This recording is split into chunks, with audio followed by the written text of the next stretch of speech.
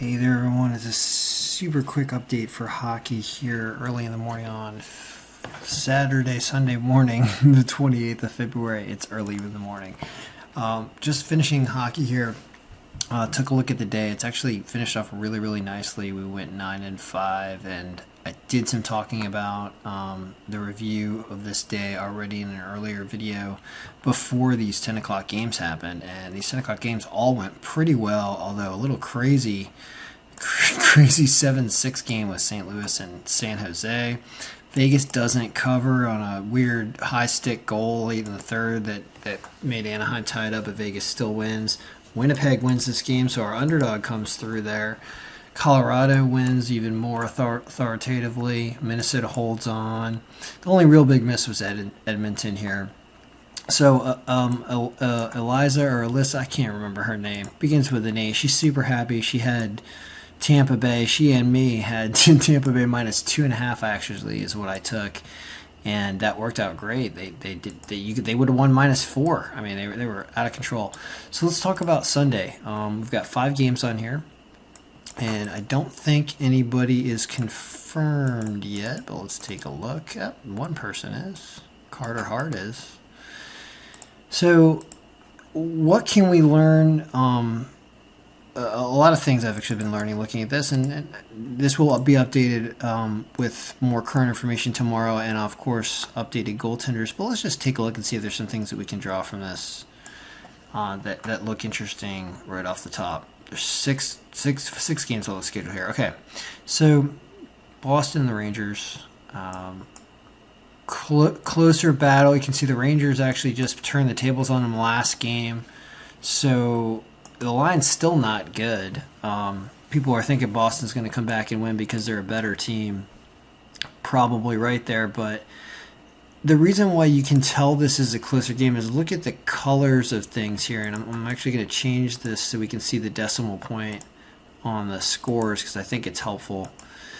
This is really a 3-ish, 2-ish type game, and they're orange and they're yellow, and nobody's really good and nobody's really bad, and the Rangers are home, and so it's kind of like it's just too close either way. It's not a good game to bet. I didn't like it when they played yesterday or whatever the day before, and I didn't like it then when the Rangers won. I don't like it now either. It's similar lines, similar matchups, so just stay away from it.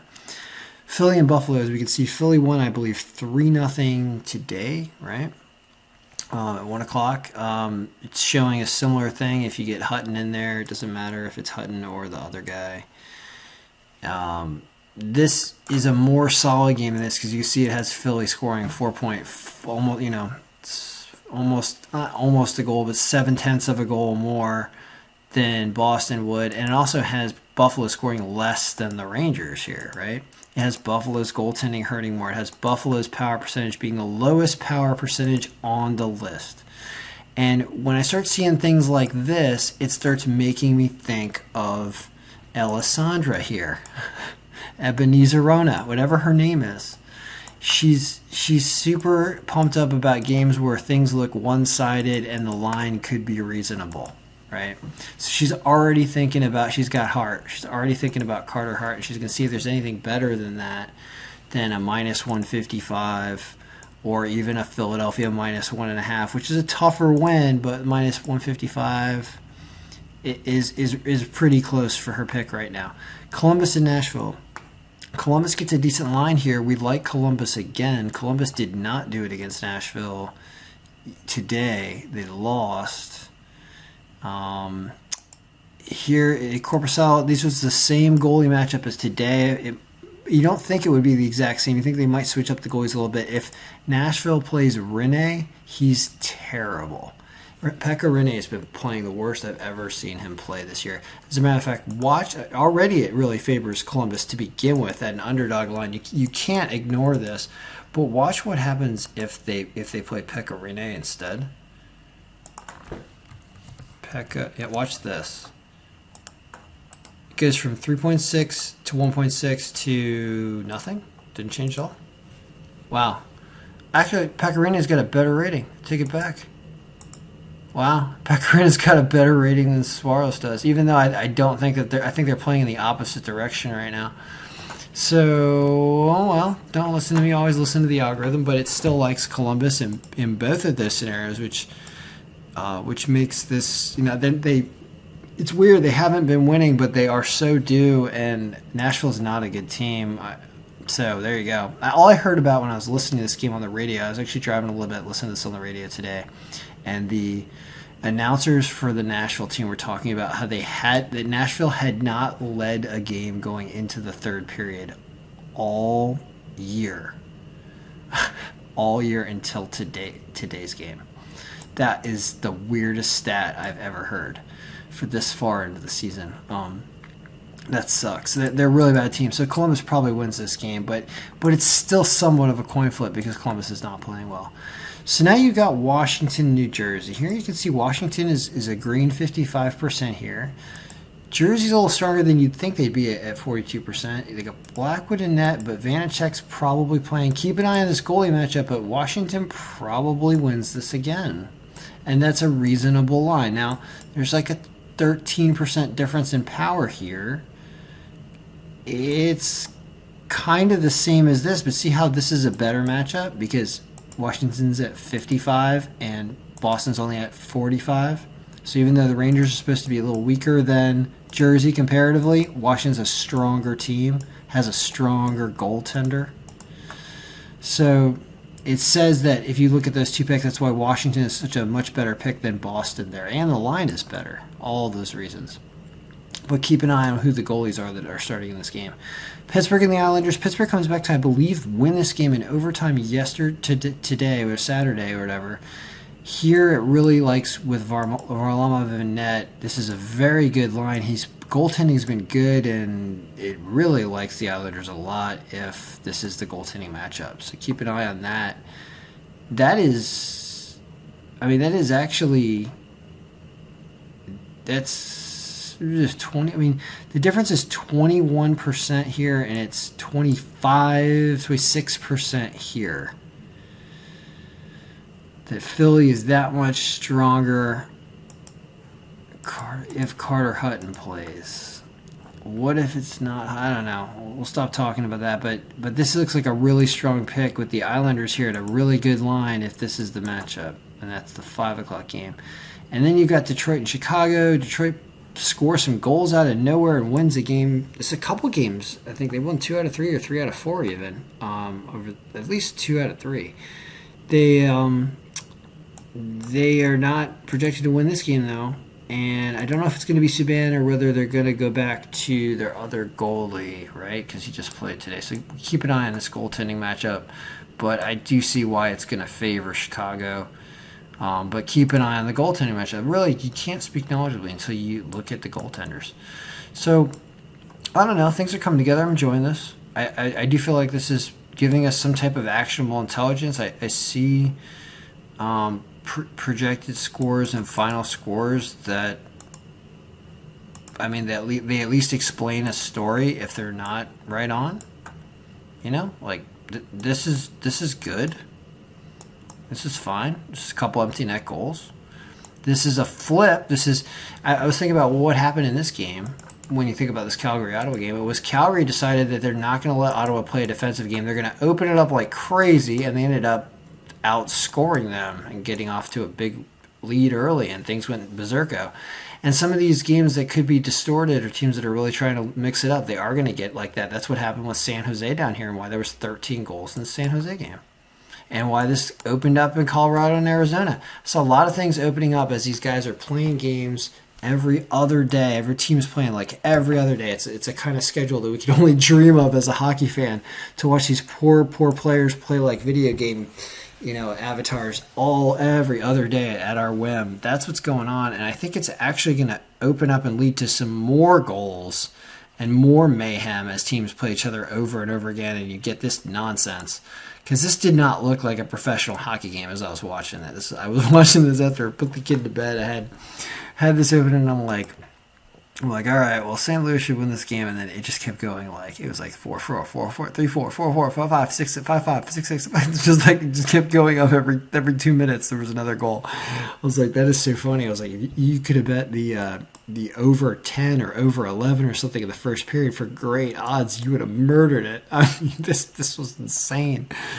So all right, anyway, that's it, guys. So tomorrow, if you do one thing, check goalies. But after you do that, what's Elena? That's her name, right? Elena. She is gonna. I said she'd do Philly. She would. She'd. She'd probably also do Washington. The Islanders is not her type of pick, actually. To be honest. Although they are the highest percentage power team, aren't they? They're at 60 if Varlamov plays. Wow. I shouldn't say that. This is actually her pick, right? There's a 2-goal differential.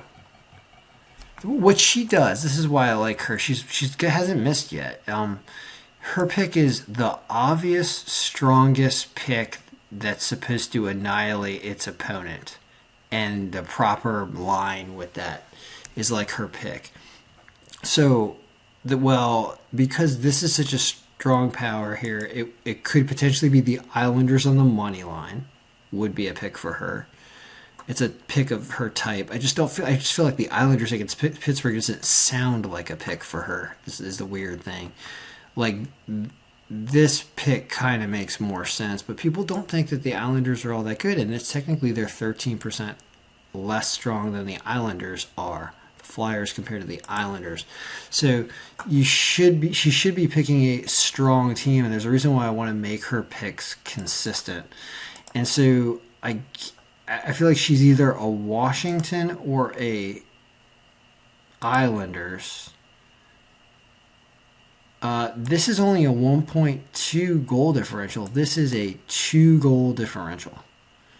If these goalies start, it's really all about Varlamov. If Varlamov plays, she goes with the Islanders to win. If Varlamov doesn't play